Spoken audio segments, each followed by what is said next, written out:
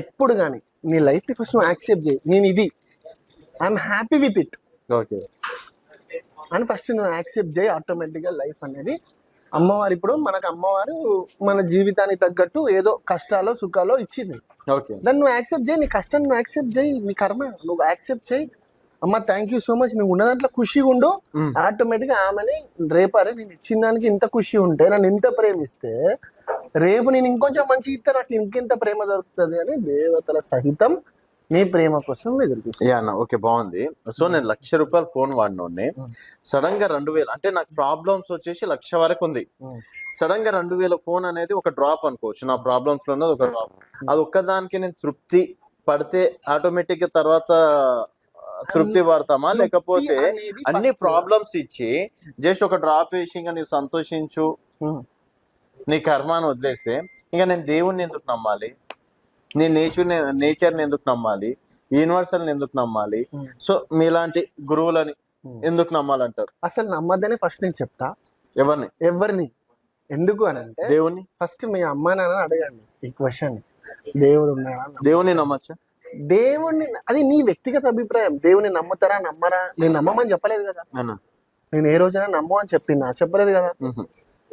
దేవుడు అనేది యూనివర్స్, గాలి నీరు పంచభూతాలు ఉన్నాయి అనేది నిజము అయితే దేవుడు మాట నిజం.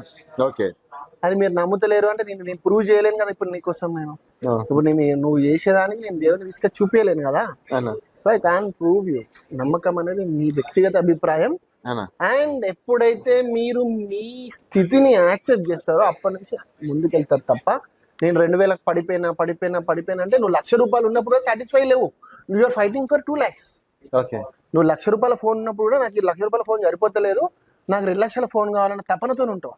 ఆ తపన బంద్ చేసి 1,00,000 కట్ట సాటిస్ఫై ఉండు అని చెప్తున్నా నేను. ఆటోమేటిక్ గా 2 లక్షలు వస్తాయి. 2,000 రాదు సిచ్యువేషన్. ఎప్పుడైతే నీ పోరాటం 2 లక్షలకు పోయిందో నువ్వు 2,000కి పడిపోయింది. సో నువ్వు ఉన్న స్థితిగతులను ఫస్ట్ యాక్సెప్ట్ చెయ్యి, దాన్ని పట్టే ముందుకెళ్తావు తప్ప. సో రోహిత్ నందన ఎంతసేపు నీ జీవితం సడన్ గా రోహిత్ నందన అది ఎందుకు సడన్ గా జీవితం ఇట్లే ఉండు, ఈ విధంగానే ఉండని చెప్పేసి మాట్లాడుతుండ్రు. మొన్నటి వరకు నేను తాంత్రిక విద్యలు నేర్చుకున్నా, సో బాలీలో నేర్చుకున్నాను, తర్వాత కామాఖ్య అమ్మవారి దగ్గర నేర్చుకున్నా, ఇవన్నీ చెప్పినటువంటి రోహిత్ నందన ఈరోజు ఎందుకు ఓన్లీ ప్రకృతినే నమ్ము, నిన్ను నీవు నమ్ముకో, పని అయిపోతుంది అని చెప్పేసి అంటుండు.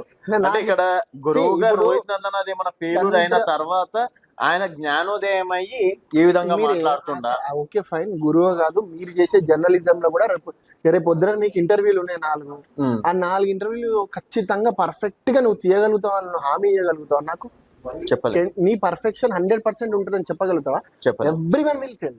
నువ్వు ఈవెన్ ఒక పెద్ద హాస్పిటల్ పో, వాడు 50 లక్షల బిల్ వేసినా 60 లక్షల బిల్ వేసినా నీకు ప్రాణానికి గ్యారంటీ ఇవ్వమని చెప్పు. యూఆర్ డిపాజిటింగ్ 30 lakhs, ఒక 30 లక్షలు కట్టు అని చెప్తాడు. ఫస్ట్ అయితే 30 లక్షలు కట్టండి అని చెప్తాడు. అవును, కానీ ఆ 30 లక్షలకు మీకు గ్యారంటీ ఇస్తాడు? అడగండి. కష్టం.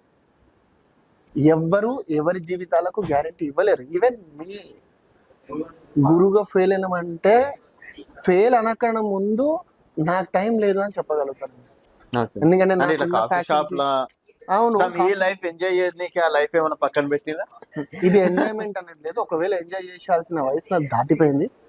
ఎంజాయ్ చేయాల్సిన వయసు అంతా నేను సాగాలని, నాకు సాధన అంటే ఇష్టము. అండ్ ఇప్పుడు నేను రేపు ఉంటలేను, నాకు రేపు ఫ్లైట్ టికెట్ ఉంది, ఐఎమ్ రన్నింగ్ టు బాలి, నా గురువు దగ్గరికి వెళ్ళిపోతున్నాను. నాకు నేర్చుకోవడం అంటే ఇష్టం. అంటే కూర్చొని ఆల్మోస్ట్ అక్కడ ఒక అంటే ముస్లిమ్స్ ఉండేటువంటి కంట్రీ అన్న, దాదాపు ఎక్కువ శాతం వాళ్ళే ఉంటారు అక్కడ. ఇప్పుడు మనకి కెనడా కావచ్చు, ఇట్లా రకరకాలుగా వాళ్ళకి సంబంధించి సౌదీ అరేబియా కావచ్చు, అట్లాంటి దగ్గర మీరేం సాధన చేస్తారు? బాలి అనేది ముస్లిం కంట్రీ అనేది, Indonesia is a Muslim country, Bali is not a country. ఇండోనేషియాలో ఒక స్టేట్. ఇండోనేషియాలో 94% అంటే ఎంజాయ్ చేయడానికి కూడా వెళ్ళొచ్చు, మళ్ళీ మంచి టూరిస్ట్ ప్లేస్. 94% ఆఫ్ పీపుల్ ఇండోనేషియాలో Muslims. But Bali is India. ఇంకొక ఇండియన్ బాలీలో చూడొచ్చు మనం. ఓకే, ఉదయం రామనామం వినే దేశం ఏదైనా ఉన్నది అని అంటే ఎర్లీ మార్నింగ్ 4 o'clock రామనామం వినిపిస్తుంది అంటే ఇండోనేషియాలో. ఓకే, అండ్ కట్టర్ హిందూస్ ఉన్నారు. ఇట్స్ ఐలాండ్ ఆఫ్ గాడ్స్ అంటాం మేము యాక్చువల్గా. Bali is island of gods, అంటే గాడ్ విశ్రాంతి తీసుకోవడానికి అక్కడ వెళ్ళిండు అనేది అక్కడ చరిత్ర చెప్తుంది. బట్ అక్కడ మనం ఫాలో అయ్యేది ప్యూర్ హిందూ కల్చర్ని.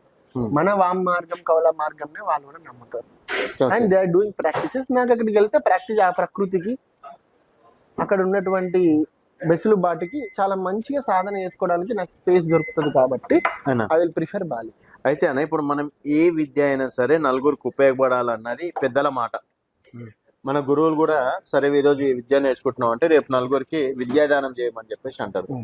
మీరు దాదాపుగా 15 సంవత్సరాల నుంచి 15 సంవత్సరాల నుంచి కామాఖ్య కావచ్చు, బాలి కావచ్చు, రకరకాల ప్లేస్, హిమాలయస్ కావచ్చు, రకరకాల ప్లేస్ లో విద్యను అభ్యసించి ఆ విద్య నలుగురికి ఉపయోగపడాలి కదా. మీకు మీరే నేనే అంటే నా కోసమే నేను చేసుకుంటున్నా, నా వరకు నేను బాగానే ఉన్నా, ఎందుకు అది? అంటే నలుగురికి మంచి చేద్దామన్నా ఇంకో నలుగురు ఎందుకు అని అంటే గురు ఆదిశంకరాచార్యులకే తప్పలేదండి రాళ్ళ దెబ్బలు. ఓకే, గురువుల ఏ గురువుకు తప్పలే అవమానాలు రాళ్ళ దెబ్బలు, ఏ గురువుకు తప్పలే. అంటే మేము కూడా తంత్ర సాధన చేసే క్రమంలో ఫస్ట్ ఎప్పుడైతే మేము గురువు దగ్గర దీక్ష తీసి అప్పుడే చెప్పిండు మాకు, బిడ్డ రాళ్ళు వేసిన పడాలి, పూలు వేసిన పడాలి, పూలు వేసిన సంబర పడే లోపల రాళ్ళు నలుగురు ఇసురుతారు. So ready to face it అని ఫస్ట్ చెప్పిన తర్వాత తంత్ర దీక్ష తీసుకోవడం జరిగింది. అంటే నాకు వచ్చిన కాల్స్ అన్న ఆల్మోస్ట్ మనము నలుగురికి మీరు అడిగిన దానికి నలుగురిని మంచి చేద్దాం అని అనుకుంటే